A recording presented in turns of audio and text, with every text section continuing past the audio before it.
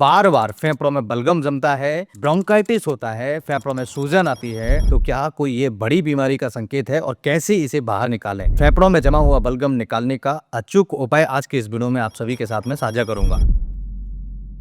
हमारे फेफड़े एक फिल्टर की तरह काम करते हैं, लेकिन जब गंदगी ज्यादा हो जाती है तो सिस्टम जाम हो जाता है। मुख्य कारण इनमें से सबसे पहला जो होता है वो होता है स्मोकिंग, यानी बीड़ी का सेवन करना या सिगरेट का सेवन करना। दूसरा कारण होता है पॉल्यूशन, यानी धूल और धुआं के संपर्क में लंबे समय तक रहना, उससे भी दिक्कत होती है। और तीसरा कारण होता है बार बार सर्दी जुकाम होना। अगर बार बार सर्दी जुकाम आपको होता है तब भी इस तरह की दिक्कत आपको हो सकती है। चौथा कारण भी है जिसे हम रिकरेंट इन्फेक्शन कहते हैं। अगर आपको वायरल इन्फेक्शन या बैक्टीरियल इन्फेक्शन बार बार होता है तो दिक्कत आएगी। और पांचवा कारण होता है ठंडी चीजों का ज्यादा सेवन करना। अब ठंडी चीजों में कई सारी चीजें आती हैं, आगे इस वीडियो में हम समझेंगे ऐसी कौन सी चीजें जिन्हें अगर आप सेवन कंटिन्यूअसली करते रहेंगे तो आपकी बीमारी कभी ठीक होगी ही नहीं, यानी कि आपके छाती में जो बलगम जमा हुआ है वो बाहर ही नहीं निकलेगा। ऐसी कंडीशन में ये कुछ चीजें ऐसी हैं जिनका सेवन आपको गलती से भी नहीं करना है। और छठवां कारण कम एक्टिविटी होना और लंबे समय तक आप एक जगह बैठे रहते हैं। अगर शरीर के अंदर म्यूकस बन रहा है तो ये बैक्टीरिया को बाहर निकाल रहा हो या फिर कोई फॉरेन बॉडी हो, लेकिन जब ये ज्यादा बनता है तो फेफड़ों में जमा हो जाता है, यानी कि एक नॉर्मल लिमिट तक सबके अंदर म्यूकस बन रहा होता है। अगर नहीं बनेगा तो ड्राई हो जाएगा, वहां की जो लेयर होगी वो सूखना स्टार्ट हो जाएगी। अगर ये लिमिट से ज्यादा बनना स्टार्ट हो जाता है तो कई तरह की समस्याएं हमें देखने को मिलती हैं। ये लक्षण आपको दिख रहे हैं तो अलर्ट हो जाइए। सबसे पहला लक्षण, लगातार खांसी आपको चल रही है। लगातार खांसी में जैसे कई बार सूखी खांसी आती है और कई बार बलगम वाली खांसी आती है। दूसरा लक्षण, छाती में भारीपन या फिर छाती में जकड़न महसूस होती है। अगर ये दोनों लक्षण हैं तो आपको अलर्ट होने की जरूरत है। और तीसरा लक्षण, सांस लेने में तकलीफ होना। अगर सांस लेने में तकलीफ होगी तब भी आपको दिक्कत हो सकती है। चौथा लक्षण, गले में कफ अटकना। मैंने कई सारे ऐसे मरीजों को सुनते हुए कहते हुए सुना है कि साहब हमारे गले में बार बार बलगम आता है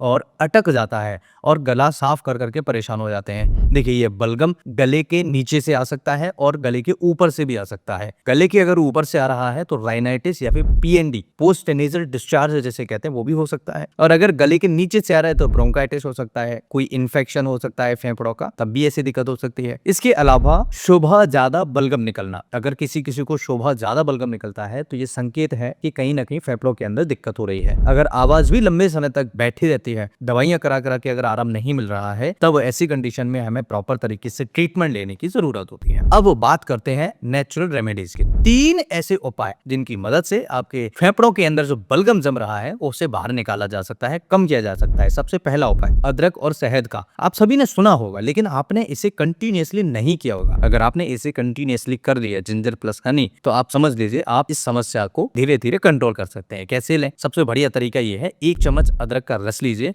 और उसमें 1 चम्मच शहद डाल लीजिए। दिन में 2 बार आप इसका सेवन करिए, सुबह और शाम को। आपको फायदा मिलेगा, 100% फायदा मिलेगा। क्या फायदा करेगा? ये कफ को पतला करता है। जब कफ पतला होगा तो इजी तरीके से बाहर निकाल पाएगा। दूसरा, फेफड़ों को साफ करने में मदद करता है। और तीसरा, इन्फेक्शन कम करता है, यानी कि अगर बार बार इन्फेक्शन हो रहा होता हो तो ये इन्फेक्शन को कम करने में मदद करता है। इवन ये इम्यून सिस्टम को बूस्ट करने में भी काफी ज्यादा मदद करता है। कई लोग ऐसे होते हैं जो स्टीम लेते हैं, 2-3 दिन लेते हैं, बंद कर देते हैं। इसी प्रकार से जो अदरक और जो हनी का जो उपाय मैंने बताया उसे भी 2-3 दिन करेंगे फिर बंद कर देंगे। आपको ये 1.5 से 2 महीने कंटिन्यूअसली करना है। अगर आपको शुगर नहीं है तो आप इसे 1.5 से 2 महीने कंटिन्यूअसली करेंगे तो आपको बहुत फायदा मिलेगा। इसी प्रकार से जो स्टीम इनहेलेशन है ये भी आपको डेली करना है। गुनगुना पानी लीजिए, उसमें अजवाइन और या फिर विक्स डालिए, 5 से 10 मिनट इसकी भाप ले। इसका क्या फायदा होगा? जमे हुए बलगम को ढीला करने में मदद करेगा और तुरंत राहत देता है। और हल्दी वाला दूध शाम को मत पीजिए। अगर आप हल्दी वाला दूध शाम को पिएंगे तो आपकी समस्या कम होने के बजाय बढ़ जाएगी, क्योंकि हल्दी बहुत अच्छा काम करेगी लेकिन जो दूध है वो बलगम बढ़ाता है। अगर दूध बलगम बढ़ा रहा है और हल्दी कम कर रही है तो उसका इम्पैक्ट आपको देखने को मिलेगा ही नहीं। इसलिए शाम के समय 4 से 5 बजे के बाद धीरे धीरे ठंडी चीजें, खट्टी चीजें, बाहर की चीजें बंद कर देना चाहिए। स्पेशली दूध या दूध से बना हुआ कोई आइटम या मीठा आइटम बंद कर देना चाहिए। ये सब क्यों? क्योंकि ये बलगम बनाने में मदद करते हैं। अगर बलगम बनाने वाली चीजें आप लेते रहेंगे और चाहे फिर आप कितनी भी दवाइयां करा दे रहिए, कोई आराम आपको नहीं मिलेगा। इसलिए हल्दी वाला दूध जो है उसे सुबह लेना स्टार्ट करिए। कैसे लें? सुबह सुबह जैसे ही आप उठते हैं, हाथ मुंह धोइए, कुल्ला करिए और सुबह थोड़ा बहुत नाश्ता करने के बाद आधा पौन घंटे बाद हल्दी वाला दूध डेली पी सकते हैं। और ध्यान ध्यान रखिए गर्मियों में थोड़ा सा हल्दी कम सेवन करिए, क्योंकि हल्दी थोड़ा गर्म होता है। क्या फायदा करेगा? देखिए हल्दी के अंदर गुण होता है एंटी इन्फ्लेमेटरी का। अगर फेफड़ों के अंदर अगर सूजन हो रही है तो उसे कम करने में मदद करेगा। दूसरा, फेफड़ों के अंदर अगर कोई इन्फेक्शन बार बार होता है तब उसे भी कम करने में मदद करता है। और तीसरा, इम्यून सिस्टम को बढ़ाने में हल्दी मदद करता है। तो हल्दी के बहुत सारे